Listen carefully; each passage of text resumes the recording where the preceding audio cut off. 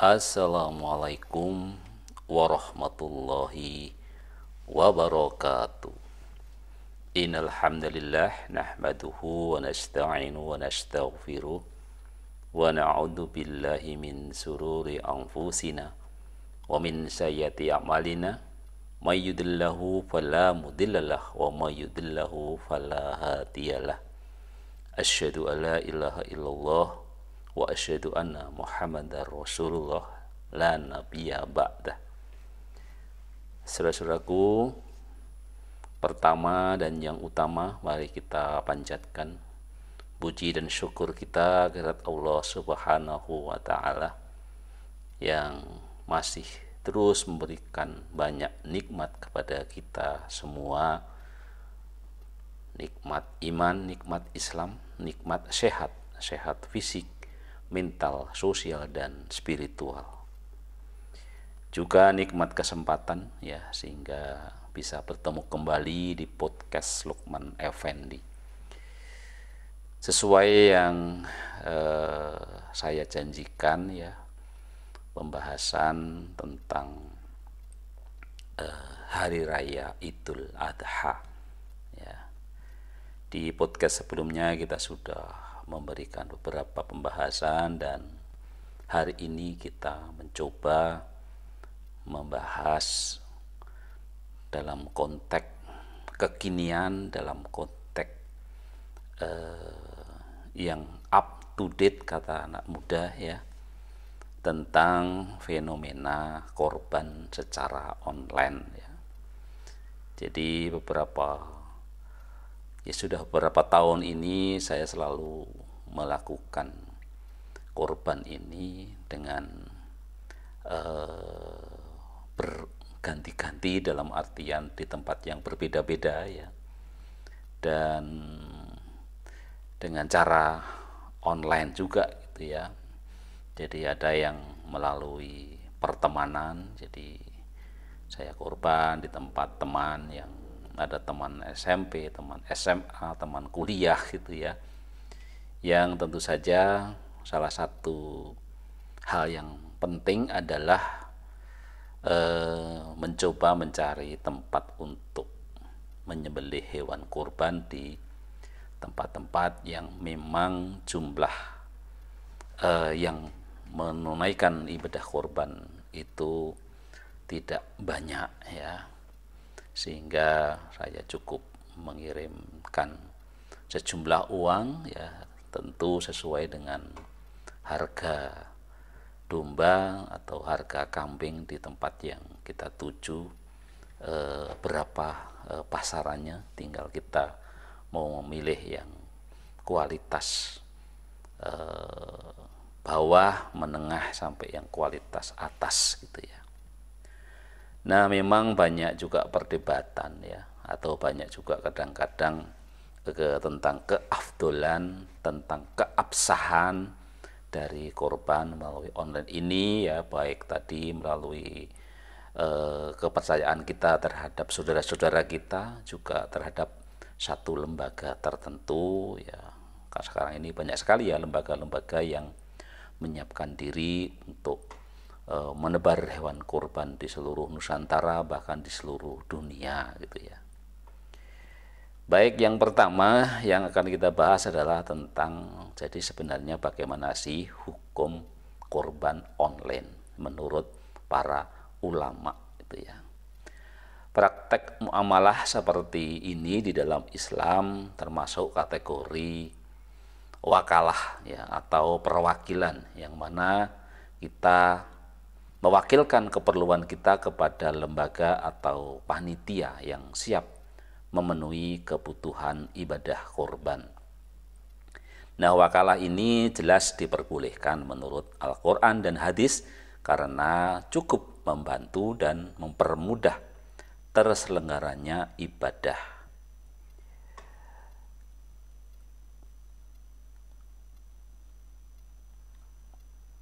Ada satu yang diriwayatkan ya, Ibnu Qudamah dan Al-Mughni ya, ulama umat ini sepakat atas kebolehan wakalah secara umum atas hajat yang perlu adanya perwakilan, karena setiap orang tidak mungkin menangani segala keperluannya sendiri sehingga ia memerlukan perwakilan untuk hajatnya, ya. Dari Ibnu Qudamah Al-Mughni, ya. Adapun pendapat Imam Jalaluddin Al-Mahalli terkait syarat wakalah dalam syarah Mahalli ala Minhajut Tolibin, ya, sebagai berikut, ya. Masing-masing dari mereka itu disyaratkan sudah tamyiz, mampu membedakan mana yang baik dan mana yang buruk, terpercaya dan terduga kejujurannya. Pengertian menyampaikan hadiah mencakup undangan pengantin, menyembelih binatang kurban, dan membagikan zakat. Ya. Dari penjelasan di atas, maka korban online adalah mubah, namun harus meliputi berbagai syarat agar antara pekorban dan lembaga yang terkait saling terbuka dan tidak ada yang dirugikan, ya. Jadi syarat pertamanya korban online adalah lembaganya kredibel, ya. Jadi kita memang harus memilih yang kredibel, lembaga-lembaga itu, ya. Silahkan, saya kira banyak hal yang kita lihat. Kemudian kalaupun bukan lembaga, ya panitianya, ya, yang kita percaya. Saya kira ini jauh lebih lebih intens, ya, karena tentu walaupun mungkin ke orang per orang, tetapi kita jauh lebih sudah ada hubungan lah, gitu ya. Tadi saya sebutkan mungkin teman, mungkin apa, gitu ya. Jadi hukum kurban secara online sangat terpengaruh oleh lembaga yang diamanahkan untuk menyembelih dan menyalurkan korban, ya. Salah satu lembaga, ya, misalnya kalau kita lihat yang sangat populer di kita adalah ada Dompet Duafa, gitu ya.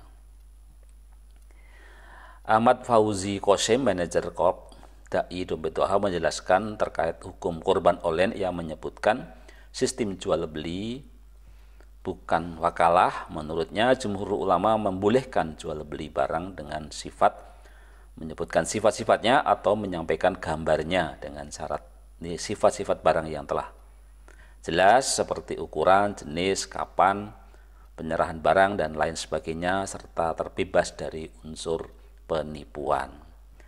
Terkait ijab kabul pun dianggap sah ijab kabulnya melalui transaksi pemesanan atau pembelian.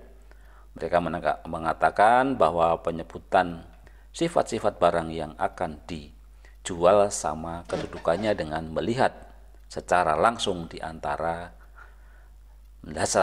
ya. Nah, dalilnya adalah barang siapa yang jual beli salaf atau salam, maka hendaklah berjual beli salaf atau salam dengan ukuran tertentu, berat tertentu, sampai waktu tertentu. Hadis riwayat Bukhari, Muslim. Menurut Ustadz Somad, ya, Abdul Somad yang kondang itu, ya, lembaga Dompet Duafa terpercaya, tak diragukan lagi, transparan, tampak jelas, laporannya, lembaganya jelas, dan sebagainya. Nah, ini nanti jadi iklan saya. Kemudian yang kedua, hewannya adalah hewan yang berkualitas, ya, laporan korban transparan, ya, distribusi ke wilayah yang membutuhkan tentu saja, ya. Dan manfaat lainnya adalah memberdayakan peternak dan ekonomi, dan kemudian tetap bermanfaat, ya, dan sebagainya. Jadi itulah intinya bahwa korban online itu boleh, jadi silahkan, ya, bahkan mengandung banyak manfaat tadi, ya.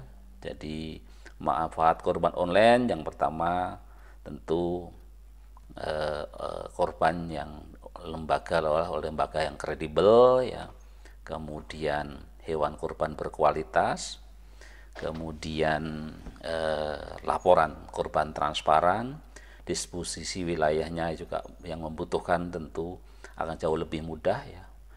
Kemudian juga memberdayakan peternak dan ekonomi, ya, karena kita dekatkan, ya. Jadi kita tidak perlu juga membawa hewan kurban kemana-mana ya, tetap di wilayah yang kita korban tadi ya. Kemudian bermanfaat, dan tentu saja itulah ada 6 manfaat dari kurban online. Jadi intinya bahwa kurban online sah, dan banyak ulama mengatakan boleh ya, walaupun memang ada sebagian kan yang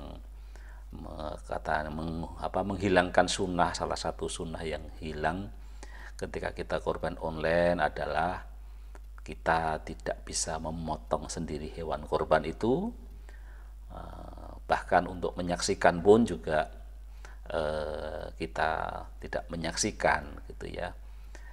Walaupun untuk di era hari-hari ini saya kira sebenarnya kalau diatur sedemikian rupa secara siaran langsung sebenarnya bisa juga ya, walaupun memang sedikit repot ya. Baik, jadi intinya bahwa kurban online itu tidak apa-apa, dan silahkan saja yang mau kurban secara online, mengingat banyak sekali sekarang ini tempat-tempat yang sedemikian banyak orang berkorban, sementara di tempat yang lain sedemikian kurang orang yang berkorban, sehingga memang perlu ada mekanisme-mekanisme untuk penyebaran yang lebih praktis di era kekinian ini. Salah satunya adalah dengan kurban secara online. Demikian, sekian. Assalamualaikum warahmatullahi wabarakatuh.